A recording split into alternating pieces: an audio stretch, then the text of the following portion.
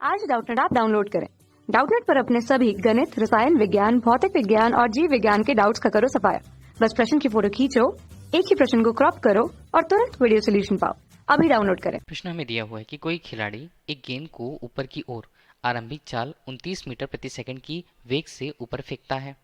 अब हमें यह पूछा जा रहा है कि किस ऊंचाई तक गेंद ऊपर जा पाती है और कितनी देर बाद गेंद खिलाड़ी के हाथों में वापस आ पाएगी। ये हमें निकालना है इस प्रश्न में, जहां गुरुत्वीय त्वरण का मान हमें 9.8 मीटर प्रति सेकंड वर्ग के रूप में दिया हुआ है और वायु के प्रतिरोध का मान जहां बोला गया है कि वो नगण्य है। तो देखिए इसके आरे को हम देख लेते हैं। सबसे पहले पृथ्वी तल, कोई खिलाड़ी पृथ्वी तल पर मौजूद है और वहां से वो उस किसी गेंद की स्थिति हमने कुछ इस प्रकार बना रखी है। यहाँ पर गेंद की स्थिति है, पृथ्वी तल पर ही है। पृथ्वी तल पर है तो उसके वेग, नियत वेग से उसे ऊपर की ओर फेंकती है। नियत वेग को यदि हम ऊपर की तरफ देखें तो उसे यू से प्रदर्शित करते हैं। ठीक है, इसका मान हमें दिया हुआ है। सबसे पहले तो हमारे पास एक गेंद है। अब गेंद के लिए प्रारंभिक वेग यू से प्रदर्शित की गई है और वो किस ऊंचाई तक जाती है वो हमें देखना है, कितनी देर बाद वापस आ पाती है। तो देखिए, गुरुत्वीय त्वरण की बात करें तो गुरुत्वीय त्वरण हमेशा कहाँ होता है? नीचे की ओर। जहाँ नीचे की ओर होता है तो उसके लिए उसके मान को हम धनात्मक जी से प्रस्तुत करते हैं। अब यदि वो ऊपर फेंकी जा रही है तो गुरुत्वीय त्वरण के अधीन जा रही है, गुरुत्वीय त्वरण के विपरीत जा रही है तो इसे हम ऋणात्मक जी से प्रस्तुत करेंगे, वहां पर उसके वस्तु के धारण किए हुए त्वरण को। अब यहाँ पर पृथ्वी तल मौजूद, पृथ्वी तल से खिलाड़ी किसी गेंद को ऊपर ऊर्ध्वाधर ऊपर की ओर फेंक रहा है। तो हम यहाँ पर मानते हैं कि मान लीजिए T1 समय पश्चात वो जो गेंद है अधिकतम ऊंचाई पर जाती है। अब अधिकतम ऊंचाई पर जाने पर उसमें परिवर्तन क्या होगा? इसके लिए माना हमने कि वो गेंद जो है अधिकतम ऊंचाई यहाँ तक जाती है, जिसे हमने स्मॉल एच से प्रदर्शित कर रखा है, और स्मॉल एच तक पहुँचने के लिए उसे T1 समय लगता है। होगा क्या, जितना समय उसे नीचे से ऊपर जाने पर लगेगा, हम यह मानते हैं कि उतना ही समय उसे ऊपर से नीचे आने पर भी लगता है। तो यदि हमने एक पक्ष में जो समय माना है वो T1 माना है, दूसरे पक्ष में भी उस समय T1 होगा। तो इस प्रकार से कुल समय कितना रहने वाला है? कुल समय यहाँ पर रहने वाला है जिसे हम केवल टी से प्रस्तुत करेंगे, उसका मान होगा T1 धन T1। इसे क्या लिखेंगे? टी बराबर हमारे पास होगा 2T1, ये हम उसे लिखेंगे। तो अधिकतम ऊंचाई पर क्या परिवर्तन आएगा वो हम देखते हैं।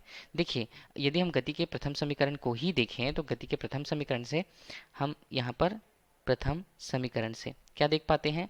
समीकरण एक होता है v बराबर u धन at। ठीक है, ये होता है। अब गेंद के लिए यदि हम बात करते हैं प्रारंभिक वेग, तो हमें u दिया हुआ है, जिसका मान कितना है? जिसका मान है 29 मीटर प्रति सेकंड, u का मान दिया हुआ है। ठीक है, गुरुत्वीय त्वरण का मान g के रूप में हमें कितना दिया है?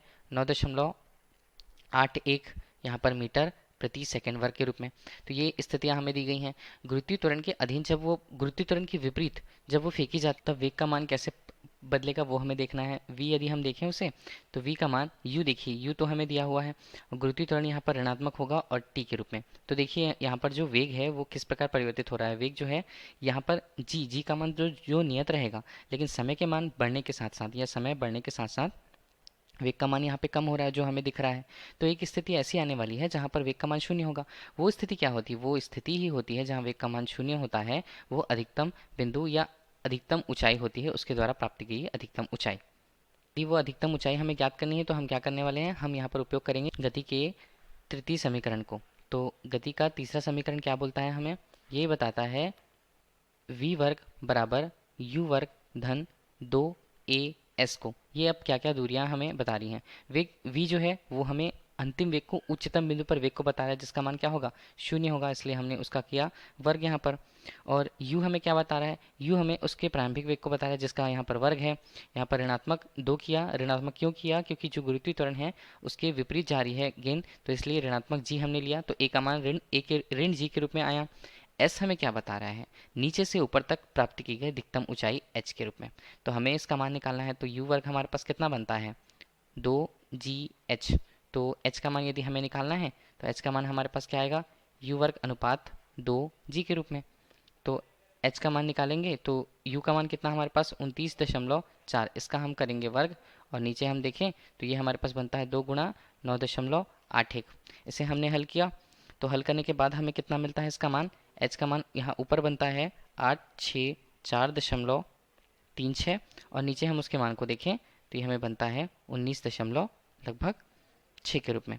तो एच का मान हमें कितना मिला? एच का मान इस प्रकार हमें मिला 44.1 मीटर के रूप में। ये हमें बता रहा है कि गेंद द्वारा प्राप्त की गई अधिकतम ऊंचाई कितनी है। दूसरा हमसे क्या पूछा गया है कि कितनी देर बाद गेंद खिलाड़ी के हाथों में आ पाती है। तो उसके लिए हम क्या उपयोग करने वाले हैं, हम तो जान गए कि नीचे से ऊपर जाने तक जो समय लगेगा वो ऊपर से नीचे आने तक भी वही समय लगेगा। तो कुल समय का मान 2t1। तो हम किसी एक स्थिति के लिए किसी एक छोर पर ही इसके मान को निकाल लें। तो इसके लिए फिर हम क्या करने वाले हैं, इसके लिए हम उपयोग करने वाले हैं गति के प्रथम समीकरण। तो इसके लिए हम क्या उपयोग करेंगे, गेंद को वापस आने में लगा समय पूरा देखना है हमें। तो हम एक ही छोर के लिए पहले देखते हैं कि नीचे से ऊपर जाने में कितना समय लगा था।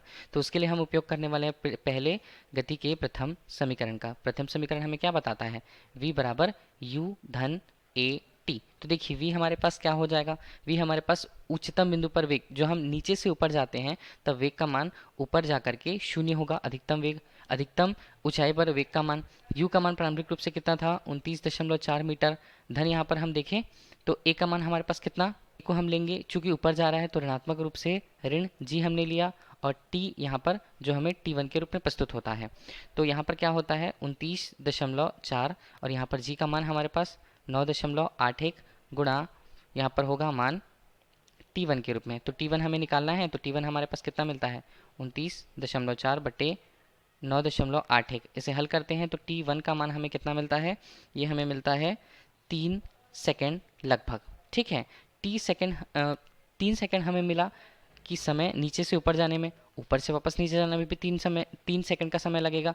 तो कुल उसको समय लगने वाला है t, जिसका मान होगा 2 गुणा t1 के बराबर। तो इनके मानों को रखें तो t हमारे पास कितना होगा 2 गुणा 3, मतलब t जो हमारे पास कुल समय लगता है वो 6 सेकंड लगने वाला है। कि गेंद को यदि ऊपर फेंका जाता है तो वापस आने में उसे लगा समय कुल रूप से 6 सेकंड होगा। धन्यवाद। कक्षा 6वीं से 12वीं से लेकर नीट, IIT, जेईई वो एडवांस के लेवल तक 1 करोड़ से ज्यादा छात्रों का भरोसा। आज ही डाउनलोड करें डाउटनेट ऐप या व्हाट्सएप करें अपने सारे डाउट्स 8400 400 400 पर।